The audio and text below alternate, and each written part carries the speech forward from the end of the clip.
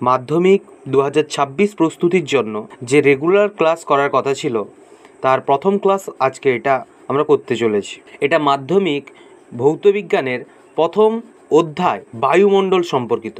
প্রথমেই আমরা আসি বায়ুমণ্ডল কাকে বলে। বায়ুমণ্ডল কথার অর্থ অ্যাটমসফিয়ার।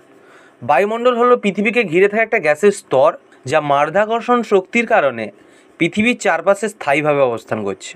এই গ্যাসীয় স্তরটি পৃথিবী পৃষ্ঠ থেকে কয়েকশো কিলোমিটার পর্যন্ত বিস্তৃত। তাহলে এই বায়ুমণ্ডল সম্পর্কে আমরা পড়ব। এই বায়ুমণ্ডলের আবার কয়েকটি ভাগ আছে, অর্থাৎ বায়ুমণ্ডলের স্তরগুলির শ্রেণী বিভাগ করব।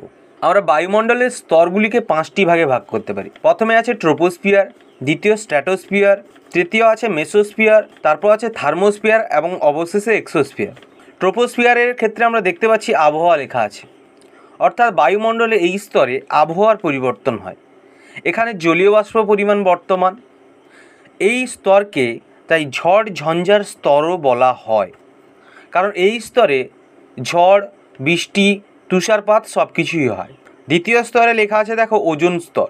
এছাড়াও এই স্তরকে শান্ত মণ্ডলও বলা হয়, কারণ এই স্তরে কোনো জলীয় বাষ্প থাকে না, এই জন্য এখানে কোনো ঝড় বৃষ্টিও দেখা যায় না।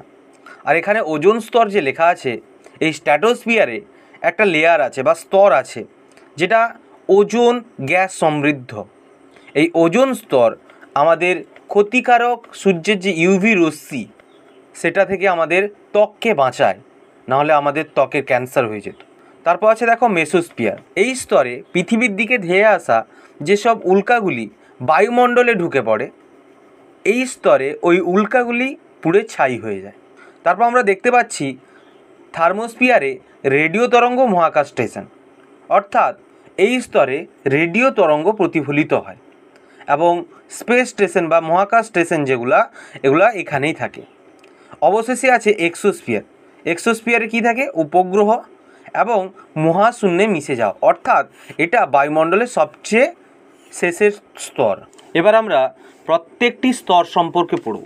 প্রথমে আছে ট্রোপোস্ফিয়ার, যেটা পৃথিবীর বায়ুমণ্ডলের সবচেয়ে নিচের স্তর। আমরা যদি অবস্থান সম্পর্কে দেখি, আছে পৃথিবী পৃষ্ঠ থেকে প্রায় 10 থেকে 18 কিমি পর্যন্ত এটি বর্তমান।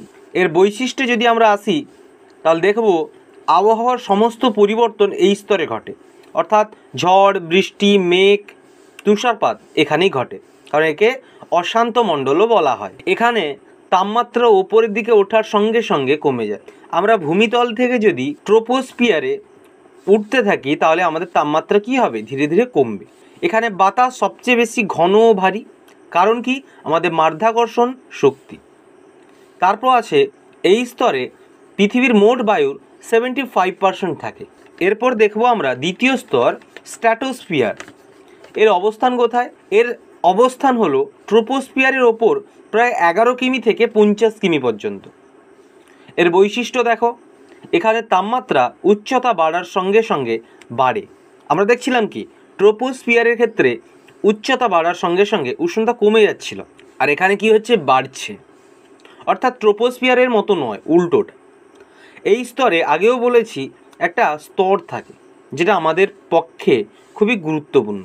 এটা হলো ওজোন স্তর বা ওজোন লেয়ার, যা সূর্যের অতিবেগুনি রশ্মিকে শোষণ করে না। তৃতীয় আছে বাণিজ্য বিমান বা জেট বিমান এই স্তরে চলাচল করে, কারণ এখানে কোন ঝড় বৃষ্টি থাকে না। পরবর্তী স্তর হলো মেসোস্ফিয়ার। স্ট্র্যাটোস্ফিয়ারের ওপর প্রায় 50 কিমি থেকে 90 কিমি পর্যন্ত এর অবস্থান।